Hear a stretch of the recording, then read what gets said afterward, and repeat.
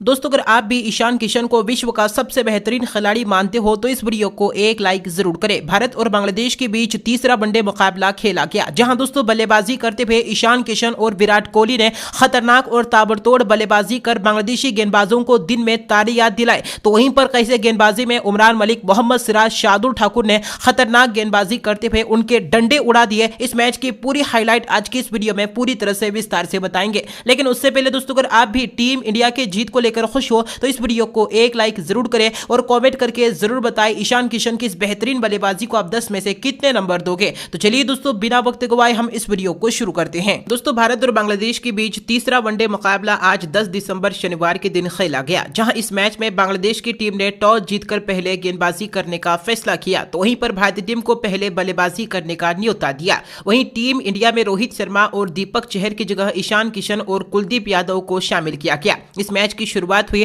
भारतीय टीम की तरफ से ओपनर बल्लेबाज के रूप में शिखर धवन और ईशान किशन की जोड़ी बल्लेबाजी करने के लिए मैदान पर उतरी। तीसरी ही ओवर में ईशान किशन ने 2 बेहतरीन चौके लगाकर एक विशाल पारी की नींव रखी। लेकिन अब 5वें ओवर में मेहदी हसन की गेंद पर शिखर धवन मात्र 3 रन बनाकर अपना विकेट गंवा बैठे और पवेलियन लौट गए। लेकिन इस बड़े विकेट के बावजूद भी अगली ही ओवर में ईशान किशन ने 2 बेहतरीन चौके लगा दिए। इसकी कुछ ही देर बाद विराट कोहली ने भी चौका लगाकर अपने बल्ले का मुंह खोला। 10 ओवर तक टीम इंडिया 1 विकेट के नुकसान पर 45 रन बना चुकी थी। लेकिन ईशान किशन तो आज अलग ही रंग में नजर आ रहे थे। 12वें ओवर में ईशान किशन ने 3 चौके और 1 गगनचुंबी छक्का लगाकर तहलका मचा दिया। इसके बाद अगली ही ओवर में ईशान किशन ने 1 रन लेकर अपना अर्धशतक भी पूरा कर लिया। एक के बाद एक ईशान किशन चौके और छक्के लगाकर अपने विस्फोटक बल्लेबाजी का नजारा दिखा रहे थे। 17वें ओवर में ईशान किशन ने तस्कीन अहमद की गेंद पर एक आकाशीय छक्का जड़ दिया। इसकी कुछ ही देर बाद विराट कोहली ने भी एक शानदार चौका जड़ा, जिसके साथ ही ईशान किशन और विराट कोहली के बीच शतकीय साझेदारी पूरी हो चुकी थी। 20 ओवर तक टीम इंडिया 1 विकेट के नुकसान पर 127 रन बना चुकी थी। लेकिन आज के इस मैच में विराट कोहली और ईशान किशन दोनों ही खिलाड़ी ताबड़तोड़ रन बरसाकर शानदार फॉर्म में नजर आ रहे थे। एक के बाद एक दोनों ही खिलाड़ी बाउंड्री बटोरते हुए नजर आ रहे थे। दोनों ही खिलाड़ियों के बीच एक विशाल साझेदारी पनप चुकी थी। वहीं 24वें ओवर में ईशान किशन ने एक बेहतरीन चौका लगाकर अपने अंतरराष्ट्रीय करियर का पहला शतक पूरा कर लिया। शतक लगाने के बाद ईशान किशन ने और भी तूफानी बल्लेबाजी करना शुरू कर दी। 25वें ओवर में ईशान किशन ने एक छक्का जड़ा। तो वहीं पर इसके बाद अगले 2 ओवर में ईशान किशन के बल्ले से एक के बाद एक 4 खतरनाक छक्के देखने को मिले। 28वें ओवर में एक और बड़ा कारनामा हुआ, जहां इस ओवर में विराट कोहली ने 1 रन लेकर अपना अर्धशतक पूरा कर लिया और इसके बाद अगली ही गेंद पर ईशान किशन ने छक्का लगाकर अपने 150 रन पूरे कर लिए। इस ओवर में इन दोनों खिलाड़ियों के बीच 200 रनों की साझेदारी पूरी हो चुकी थी। एक के बाद एक ईशान किशन चौके और छक्के लगाकर बांग्लादेशी गेंदबाजों को जमकर परेशान कर रहे थे। 30 ओवर तक टीम इंडिया 1 विकेट के नुकसान पर 240 रन बना चुकी थी। देखते ही देखते ईशान किशन अपने दोहरे शतक के करीब आ पहुंचे थे। विराट कोहली भी ताबड़तोड़ रन बरसाकर अपने शतक के करीब जा रहे थे। लेकिन अब इसी बीच 35वें ओवर में ईशान किशन ने इतिहास रच दिया। इस ओवर में ईशान किशन ने 1 रन लेकर अपने दोहरे शतक को अंजाम दे दिया। यह दोहरा शतक अब तक अंतरराष्ट्रीय वनडे क्रिकेट इतिहास का सबसे तेज दोहरा शतक रहा। इसके बाद अगली ही ओवर में ईशान किशन ने एक और चौका और एक और आकाशीय छक्का जड़ दिया। लेकिन दोस्तों अगली ही गेंद पर ईशान किशन ने तस्कीन अहमद के हाथों में अपना विकेट गंवा बैठा, जहां दोस्तों ईशान किशन 210 रनों की बेहतरीन पारी खेलकर पवेलियन लौट गए। लेकिन ईशान किशन की इस पारी ने दिल जीत लिया। उसके बाद 38वें ओवर में नए बल्लेबाज श्रेयस अय्यर मात्र 3 रन बनाकर ही अपना विकेट गंवा बैठे। लेकिन श्रेयस अय्यर के विकेट के बावजूद भी इसी ओवर में विराट कोहली ने एक और आकाशीय छक्का जड़कर अपना शतक पूरा कर लिया। 40 ओवर तक टीम इंडिया 3 विकेट के नुकसान पर 339 रन बना चुकी थी। लेकिन इसके बाद 41वें ओवर में नए बल्लेबाज केएल राहुल भी ज्यादा देर तक मैदान पर नहीं टिक पाए। मात्र 8 रन बनाकर क्लीन बोल्ड हो गए और पवेलियन लौट गए। इसके बाद अगली ही ओवर में विराट कोहली भी अपना विकेट गंवा बैठे। विराट कोहली भी 113 रन बनाकर पवेलियन लौट गए। अब मैदान पर अक्षर पटेल और वाशिंगटन सुंदर की जोड़ी मौजूद थी।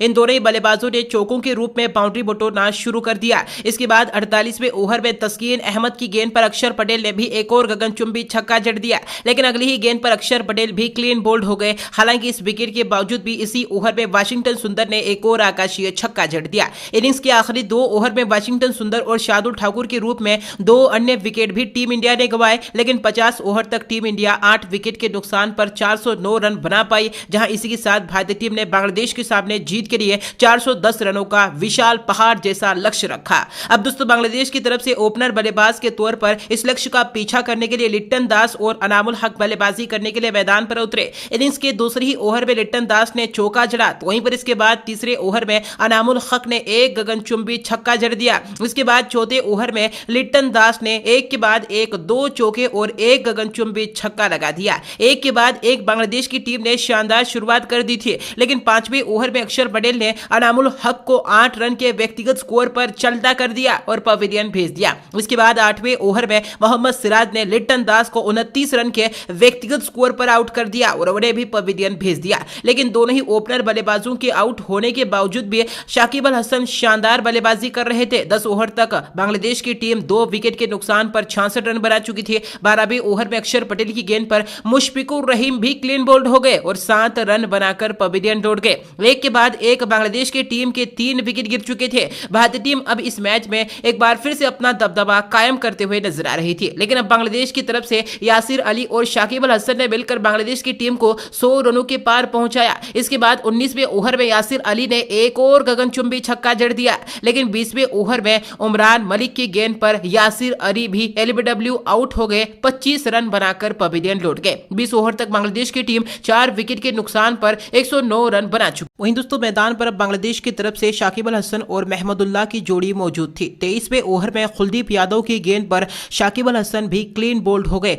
और 43 रन बनाकर पवेलियन लौट गए। लेकिन इस विकेट के बावजूद भी कुछ ही देर के बाद 26वें ओवर में महमदुल्लाह ने एक और गगनचुंबी छक्का जड़ दिया, लेकिन इसके बाद ठीक वाशिंगटन सुंदर ने बेहतरीन गेंदबाजी करते हुए महमदुल्लाह को भी 20 रन के व्यक्तिगत स्कोर पर एलबीडब्ल्यू आउट करके पवेलियन भेज दिया। अब अगली ही ओवर में आफिफ हुसैन भी मात्र 8 रन बनाकर पवेलियन लौट गए। बांग्लादेश की टीम को मेहदी हसन से काफी ज्यादा उम्मीदें थी, लेकिन 30वें ओवर में मेहदी हसन भी मात्र 3 रन बनाकर शार्दुल ठाकुर की गेंद पर अपना विकेट गंवा बैठे। इसके बाद इसी ओवर में शार्दुल ठाकुर ने इबादत हुसैन को भी 0 रन के स्कोर पर ही चलता कर दिया, जहां 30 ओवर में बांग्लादेश की टीम 9 विकेट के नुकसान पर 148 रन बना चुकी थी। अब बांग्लादेश की टीम ऑल आउट के कगार पर पहुंच चुकी थी, लेकिन कुछ देर तक मुस्तफिजुर रहमान ने शानदार बल्लेबाजी की, चौके बटोरे, तो वहीं पर तस्कीन अहमद ने भी 2 गगनचुंबी छक्के जड़े, लेकिन इन खिलाड़ियों की साझेदारी को ब्रेक करने का काम अब 34वें ओवर में उमरान मलिक ने किया। उमरान मलिक ने खतरनाक गेंदबाजी करते हुए मुस्तफिजुर रहमान को क्लीन बोल्ड कर दिया। मुस्तफिजुर 13 रन बनाकर पवेलियन लौट गए और इस तरह से भारतीय टीम ने इस मैच को 227 रनों के बड़े अंतर से जीत लिया। दोस्तों भारत की जीत पर आपकी महत्वपूर्ण राय क्या है, उसका जवाब कमेंट करके जरूर दें। धन्यवाद।